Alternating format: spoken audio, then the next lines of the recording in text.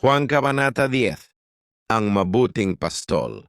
Katotohanan, katotohanang sinasabi ko sa inyo, ang hindi dumaraan sa pintuan sa kulungan ng mga tupa, kundi umaakyat sa ibang dako, ay magnanakaw at tulisan.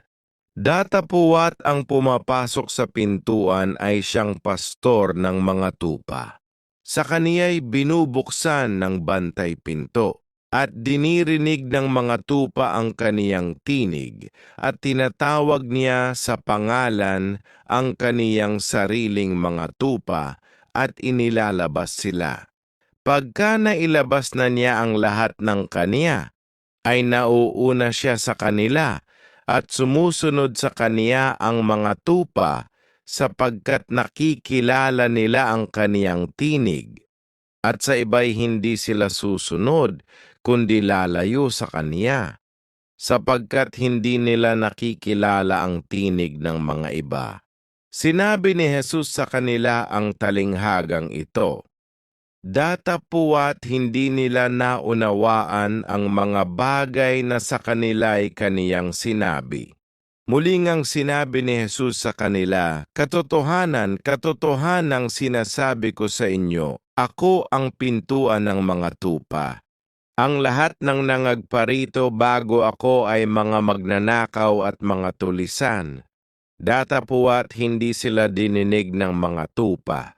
Ako ang pintuan, ang sino mang pumasok sa pamamagitan ko ay maliligtas, at siya'y papasok at lalabas, at makasusumpong ng pastulan. Ang magnanakaw ay naparirito lamang upang magnakaw at pumatay at magpahamak. Ako'y naparito upang sila'y magkaroon ng buhay at magkaroon ng kasaganaan. Ako ang mabuting pastor. Ibinibigay ng mabuting pastor ang kaniyang buhay dahil sa mga tupa.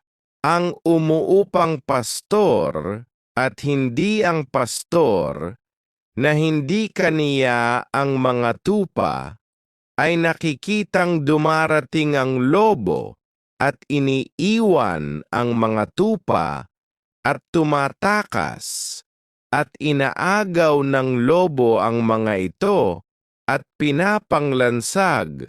Siya'y tumatakas sapagkat siya'y umuupa at hindi nagmamalasakit sa mga tupa. Ako ang mabuting pastor at nakikilala ko ang aking sarili at ako'y nakikilala ng akin. Kung paanong nakikilala ako ng Ama at nakikilala ko ang Ama at ibinibigay ko ang aking buhay dahil sa mga tupa. At mayroon akong ibang mga tupa na hindi sa kulungang ito. Sila naman ay dapat kong dalhin at pakikinggan nila ang aking tinig. At sila'y magiging isang kawan at isang pastor. Dahil dito'y iniibig ako ng Ama sapagkat ibinibigay ko ang aking buhay upang aking kunin itong muli. Walang taong kumukuha nito sa akin, kundi aking ibinibigay sa aking sarili. Ako'y may kapangyarihang ibigay, at ako'y may kapangyarihang kunin itong muli. Ang utos na ito ay aking tinanggap sa aking Ama.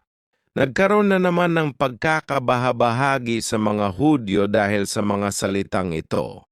At marami sa kanila ang nagsabi, siya'y may demonyo at nauulol. Bakit ninyo siya dinirinig? Ang iba'y nagsabi, ang mga salitang ito ay hindi sa may demonyo.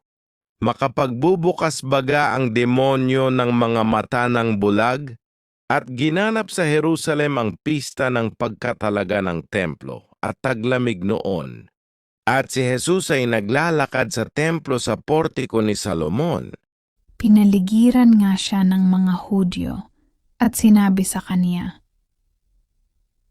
hanggang kailan mo ilalagay sa alinlangan ang aming kaluluwa?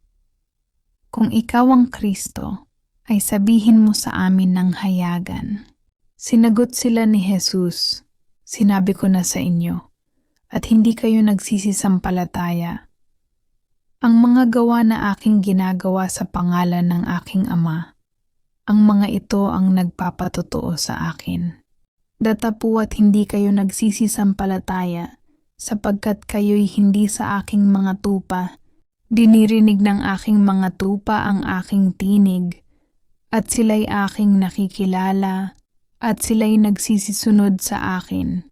At sila'y binibigyan ko ng walang hanggang buhay, at kailan may hindi sila mapapahamak, at hindi sila aagawin ng sinuman sa aking kamay. Ang aking Ama na sa akin ay nagbigay sa kanila, ay lalong dakila sa lahat, at walang makaaagaw sa kanila sa kamay ng Ama. Ako at ang Ama ay iisa." Nagsipulot na naman ang mga Hudyo ng mga bato upang siya'y batuhin. Sinagot sila ni Jesus, "Maraming mabubuting gawa ang ipinakita ko sa inyo mula sa Ama. Alin sa mga gawang yaon ang dahil kung bakit ninyo ako babatuhin?" Sinagot siya ng mga Hudyo, "Hindi dahil sa mabuting gawa, kundi dahil sa pamumusong, at sapagkat ikaw, na isang tao, ay nagpapakunwari kang Diyos." Sinagot sila ni Jesus, "Hindi baga nasusulat sa inyong kautusan, sinabi ko, kayo'y mga Diyos?" Kung tinawag niyang mga Diyos yaong pinagsabihan ng salita ng Diyos, at hindi masisira ang kasulatan, sinasabi ba ninyo sa Kaniya, na pinabanal at sinugo ng Ama sa sanglibutan, "Ikaw ay namumusong, sapagkat sinabi ko, ako'y anak ng Diyos"? Kung hindi ko ginagawa ang mga gawa ng aking Ama, ay huwag ninyo akong paniwalaan. Datapuat kung aking ginagawa, bagamat hindi ninyo ako paniwalaan, ay paniwalaan ninyo ang mga gawa, upang inyong maalaman at maintindihan na ang Ama ay nasa akin, at ako'y nasa Ama. Sinikap nilang hulihin siyang muli, at siya'y nakatanan sa kanilang kamay, at siya'y muling naparoon sa ibayo ng Jordan, sa dakong kinapagdarausan ni Juan, ng unang pagbabautismo, at siya'y tumira roon. At marami ang nagsipa roon sa kaniya, at kanilang sinabi, "Si Juan nga ay hindi gumawa ng tanda." Datapuat ang lahat ng mga bagay na sinabi ni Juan tungkol sa taong ito ay totoo, at marami ang nagsisampalataya sa kaniya roon.